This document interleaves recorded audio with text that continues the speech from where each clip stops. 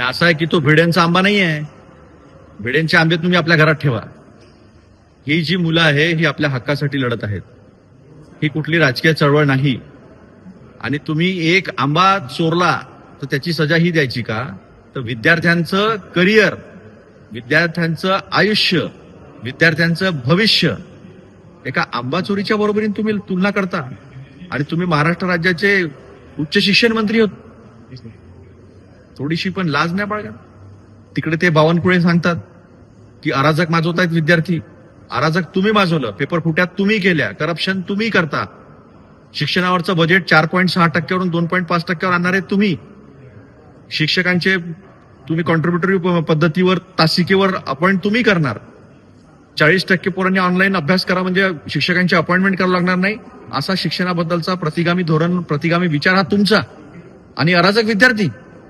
देवेंद्र फडणवीस साहेब, तुमच्या मंत्रिमंडळामध्ये एक सडका आंबा आणि एक सडकं वांग हे दोन आहेत. पहिल्याचं नाव आहे चंद्रकांतदादा पाटील, दुसऱ्याचं नाव आहे चंद्रशेखर बावनकुळे. यांना काढा मंत्रिमंडळातून बाहेर, नाही त्यांच्या तोंडाला कुलूप लावा. जास्त बोलतील ना हे तर विद्यार्थी सहन करणार नाही. विद्यार्थ्यांच्या पाठीशी उभं राहा, सहानुभूती दाखवा. पेपर का फुटणार नाही त्याचं तुम्ही काय नियोजन करतात ते सांगा.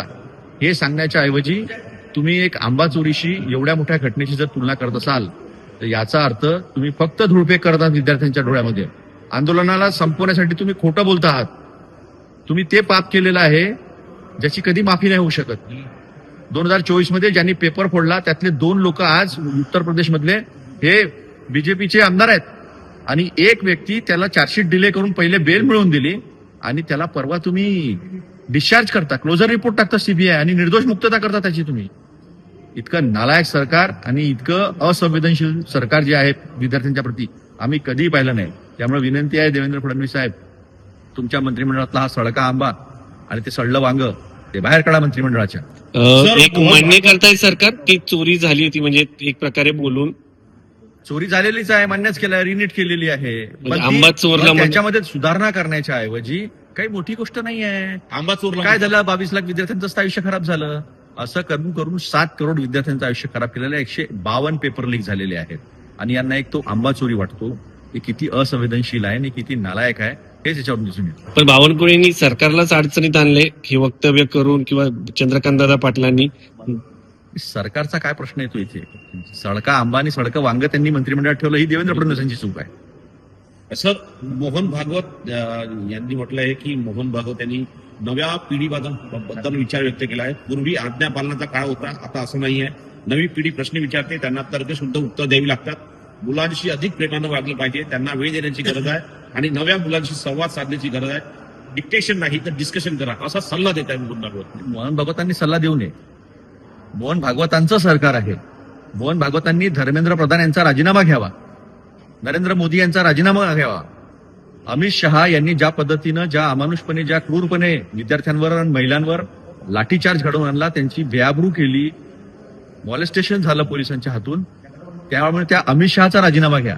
आता सल्ले, आता त्याच्यावर ते तेल चोपडण्याचं जे काम आहे ते करू नका, ऍक्शन घ्या. यांना पहिले बाहेर काढा सरकारच्या. मध्यंतरी चंद्रशेखर बावनकुळे यांचं नाव मुख्यमंत्री पदासाठी येत होतं, चंद्रकांतदादा पाटलांचं येत होतं. त्यामुळंच यांनी सरकारला अडचणीत आणण्यासाठी काही असं जाणून बुजून वक्तव्य केलं. त्यांचं राजकारण ते जाणव.